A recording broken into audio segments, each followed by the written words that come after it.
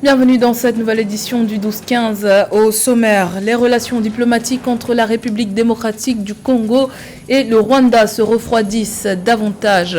Kinshasa, qui accuse Kigali de soutenir les rebelles du M23, a décidé d'expulser Vincent Karega, l'ambassadeur du Rwanda en poste à Kinshasa. Création d'une cour spéciale des affaires foncières au Bénin. Cette nouvelle juridiction sera dédiée à la gestion exclusive des contentieux en matière foncière. Objectif, sécuriser le foncier pour impulser les investissements publics et privés. Et puis, le gouvernement sénégalais obtient un financement de 63,6 millions d'euros de la BAD pour la construction d'une zone de transformation agro-industrielle dans le centre du pays. Projet qui, dans sa première phase, devrait générer plus de 100 000 emplois directs selon les estimations du gouvernement. Mais tout d'abord, les premiers pourparlers de paix officiels visant à mettre fin à 2 ans de guerre entre l'armée éthiopienne et les forces rebelles du Tigré sont en cours à Pretoria, en Afrique du Sud. Le dialogue entre les deux parties devait s'achever ce dimanche 30 octobre, mais pour l'heure, aucune annonce n'a été faite, alors que la guerre continue dans le nord de l'Éthiopie. Selon les médias locaux, cette absence de déclaration signifierait que les pourparlers devraient se poursuivre ce lundi. L'enjeu est une opportunité de mettre fin à un conflit qui a tué des milliers de personnes, déplacé des millions et laissé des centaines de milliers d'autres au bord de la famine dans le deuxième pays le plus peuplé d'Afrique, déstabilisant ainsi la région élargie de la Corne de l'Afrique. La République démocratique du Congo a décidé d'expulser Vincent Karega, l'ambassadeur du Rwanda en poste à Kinshasa.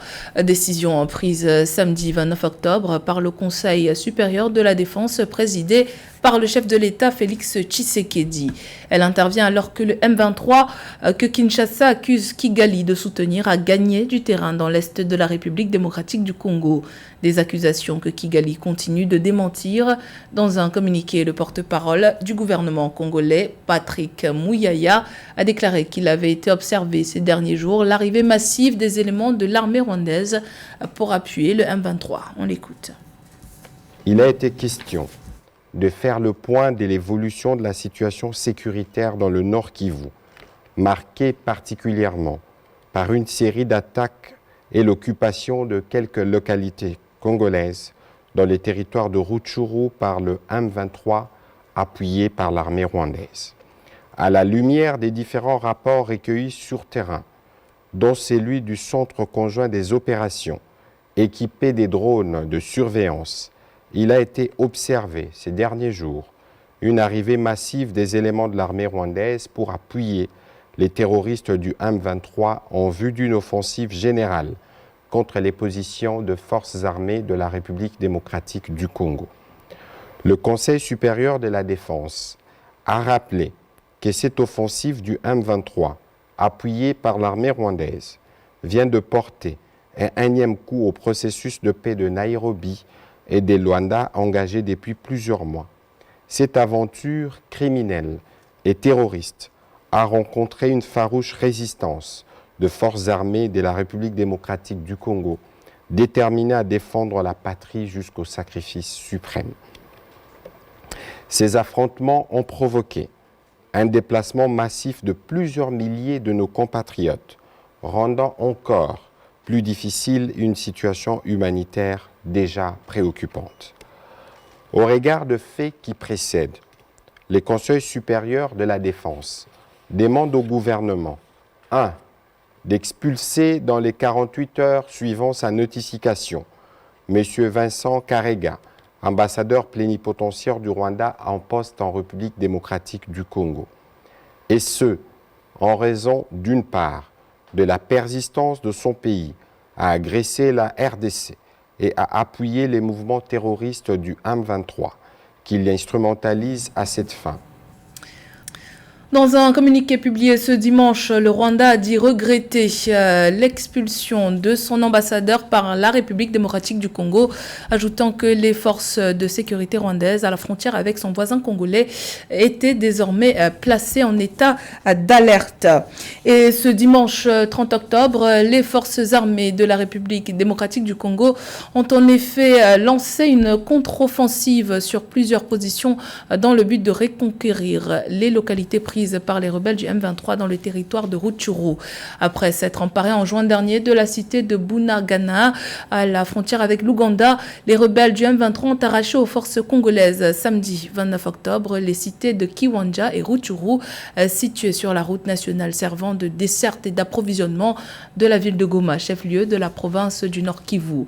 Selon le porte-parole de l'armée congolaise, le général Sylvain Ekenge, le front se situe actuellement dans les localités de Bwenza et Rugari et l'objectif est de reconquérir l'ensemble des positions occupées par les rebelles. Depuis la reprise fin 2021 des attaques menées par le groupe rebelle, les agences onusiennes ont retenu environ 200 000 nouveaux déplacés à Rutshuru. Après la Cour de répression des infractions économiques et du terrorisme, le Bénin met en place une deuxième juridiction spéciale. Le pays s'est doté d'une cour spéciale des affaires foncières.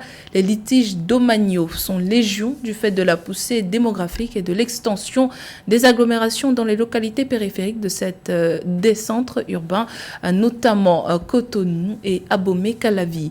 La mise en place de cette nouvelle juridiction vise à résoudre cette problématique qui freine les investissements dans le secteur. Reportage de notre correspondant Leftiono. Au Bénin, la promulgation le 19 octobre de la loi portant création, organisation et fonctionnement de la Cour spéciale des affaires foncières par le chef de l'État Patrice Talon suscite des débats. La Cour spéciale des affaires foncières, créée à l'initiative du gouvernement, constitue un outil de la mise en œuvre des réformes foncières. Malgré les innovations du code foncier et domanial en matière de gestion du contentieux, l'insécurité foncière demeure et représente un frein à l'investissement public et privé. Dans le cadre de la poursuite de la dynamique de spécialisation des juridictions et de leur personnel, la Cour spéciale des affaires foncières instituée est habilitée à connaître des opérations réelles immobilières ainsi que celles relatives à l'expropriation pour cause d'utilité publique au Bénin. Il y a beaucoup de démarcheurs qui volent beaucoup de parcelles. Il y a des gens qui fabriquent comme le papier d'achat pour la mairie, pour vendre des parcelles.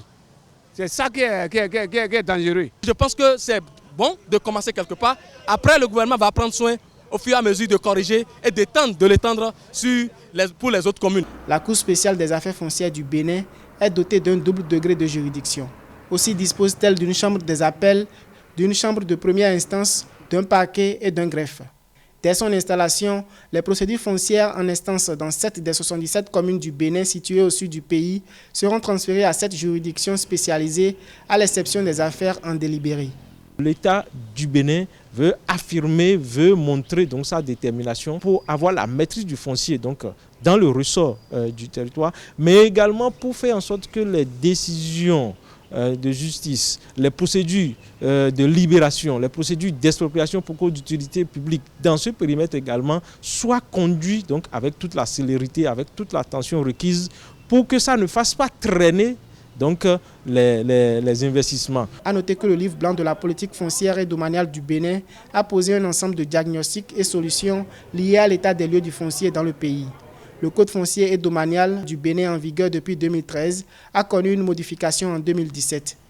Les divers instruments adoptés ont permis la mise en place d'un nouveau cadre institutionnel de gestion du foncier et des mécanismes de règlement des conflits fonciers, notamment la création au niveau des tribunaux des chambres du droit de propriété foncière.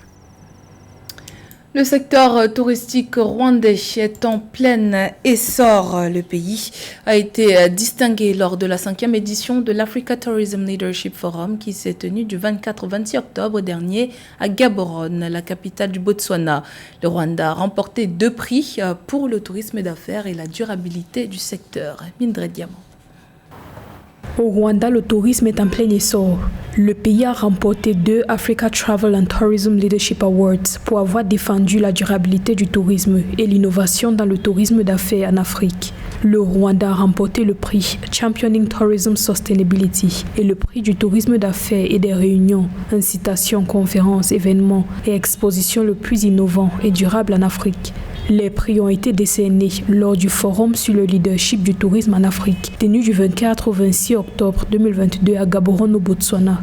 L'exemple du Rwanda est une preuve qu'il est possible d'avoir une véritable élite de l'hôtellerie en Afrique. Mais la clé, c'est la formation, c'est le recyclage, c'est de mettre l'accent sur la culture de service, sur des éléments comme l'accueil. Aujourd'hui, le Rwanda se distingue des autres pays de l'Afrique centrale parce qu'effectivement, ils se sont concentrés sur le tourisme d'affaires en accueillant véritablement tous les touristes, en s'organisant pour prendre en compte tous leurs problèmes, toutes leurs suggestions, tous leurs feedbacks pendant leur séjour. Le tourisme est au cœur des programmes de développement du Rwanda. Le secteur est la principale source de recettes en devises du pays. Selon le Rwanda Development Board, l'industrie du tourisme va générer jusqu'à 360 millions de dollars de revenus d'ici la fin de 2022, après avoir assuré un taux de récupération de 80% des effets du Covid-19.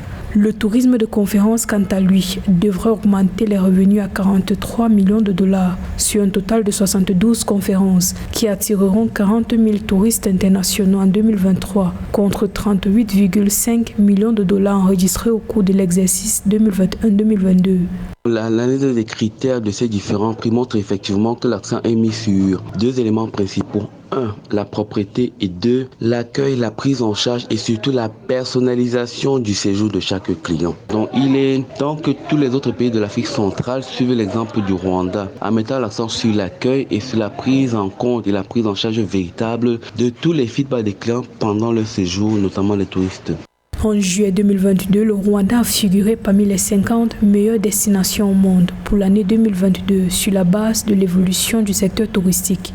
Les sites reconnus étaient le premier parcours de golf de 18 tours de la ville au nouveau Kigali Golf Resort et le parc écotouristique de la zone humide urbaine de Nyandungu.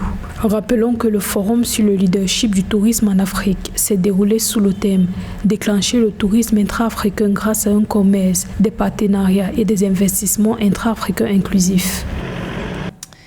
La Banque africaine de développement a récemment approuvé un prêt de 63,6 millions d'euros pour le Sénégal, enveloppe que les autorités sénégalaises comptent utiliser pour financer la mise en place d'un agropole au centre du pays. Projet qui s'effectuera en 2 phases, avec une première phase qui s'étendra sur la période 2023-2027. Les détails dans ce sujet d'Ameneji. Pour le financement du projet de zone de transformation agro-industrielle prévu dans le centre du pays, le Sénégal va recevoir un prêt de 63,6 millions d'euros, soit 64 millions de dollars de la Banque africaine de développement. Approuvé le 26 octobre 2022, le financement permettra à cette infrastructure d'accroître les exportations agricoles pour réduire les importations de denrées alimentaires en milieu rural. Il couvrira les régions de Kaolack, Kaffrine, Fatick et Diourbel. Le modèle d'importation auquel les pays africains sont confrontés peut être réglé effectivement à travers des projets comme celui-là, c'est-à-dire des agropoles. C'est une dimension très importante dans la politique d'autosuffisance alimentaire, mais plus important encore, c'est son degré d'intégration en permettant effectivement à des PME-PMI de transformation industrielle de pouvoir bénéficier quand même de matières premières conséquentes. Selon les données officielles du projet, le module central d'une superficie de 80 hectares sera viabilisé pour servir de hub répondant aux normes internationales, au conditionnement et stockage des produits agricoles à la production d'énergie. Il sera par ailleurs complété par un réseau de modules régionaux qui permettront ainsi une bonne intégration horizontale et verticale des filières ciblées. En plus de tout cela, ce projet-là peut effectivement soutenir la souveraineté alimentaire, l'autosuffisance, qui est en fait aujourd'hui une très grande préoccupation, surtout dans un monde extrêmement difficile, où les facteurs exogènes s'imposent à nous. En plus encore, il faudra peut-être mettre la dimension exportation ce qui donnera effectivement au projet une valeur ajoutée certaine. Le projet de zone de transformation agro-industrielle du Centre Sénégal va appuyer la mise en place d'un fonds de développement des chaînes de valeur agro-industrielles, notamment l'arachide, les céréales et le sel en faveur des organisations de producteurs. Il ciblera prioritairement les activités situées en amont et en aval de la production pour accroître l'inclusion financière des acteurs des chaînes de valeur. On reste au Sénégal où le président du comité international olympique Thomas Bach a effectué une visite de travail. Visite qui rentre dans le cadre des préparatifs pour les Jeux olympiques de la jeunesse prévus à Dakar en 2026. Après une réunion avec le comité national olympique et sportif sénégalais, le président du CIO a également été reçu par le chef de l'État Macky Sall, avec qui il a discuté du plan d'engagement et de mobilisation de la jeunesse sur la période 2022-2026. Aménidji. Le président du comité international olympique CIO, Thomas Bach, et sa délégation ont effectué samedi 29 octobre 2022 à Dakar, au Sénégal, une visite de travail en vue de la tenue des Jeux olympiques de la jeunesse 2026. Au regard des grands progrès observés sur le plan des infrastructures à 4 ans des JOJ, le Sénégal, premier pays du continent africain à avoir l'honneur d'accueillir un événement sportif olympique, s'active pour en faire une réussite. On aurait même pu, dans les délais impartis, le faire en 2022. Mais le Covid est passé par là. Et ça nous a donné beaucoup plus de temps pour nous organiser, d'où l'émergence du stade du Sénégal, d'où beaucoup de choses qui sont en train en infrastructure de se faire. Le but du jeu, encore une fois, c'est que tous les compartiments du jeu, toutes les disciplines éligibles aux Jeux olympiques de la jeunesse participent et dans la plénitude du terme et dans le confort et dans les attributs d'un sportif de haut niveau. Lors de sa visite en compagnie de Mamadou Diagna Ndiaye, président du comité national olympique et sportif sénégalais, le président du CIO a évoqué des projets de protection environnementale, notamment l'instauration d'une forêt olympique au Sénégal et au Mali. Il est prévu dans ce cadre la plantation de 600 000 arbres indigènes jusqu'au JOJ en vue de lutter contre la déforestation. Avec cet effort-là, le CIO qui déjà aujourd'hui une institution, une organisation carbone neutre va être climat positif dès 2024 et nous allons faire notre contribution contre l'échauffement climatique de laquelle l'Afrique et le Sénégal souffrent déjà beaucoup. Et en même temps, on va contribuer pour lutter contre la déforestation dans la région du Sahel. Rappelons que la visite du président du CIO coïncide avec l'ouverture du festival Dakar en Jeux qui a lieu du 29 octobre au 5 novembre 2022. Thomas Bach a par ailleurs échangé avec le chef de l'État Macky Sall sur le plan d'engagement et de mobilisation de la jeunesse sur la période 2022-2026 élaboré par le comité d'organisation des JOJ Dakar 2026. C'était le journal de la rédaction. Merci pour votre fidélité. Dans un instant, une nouvelle édition de l'actualité sur Africa 24.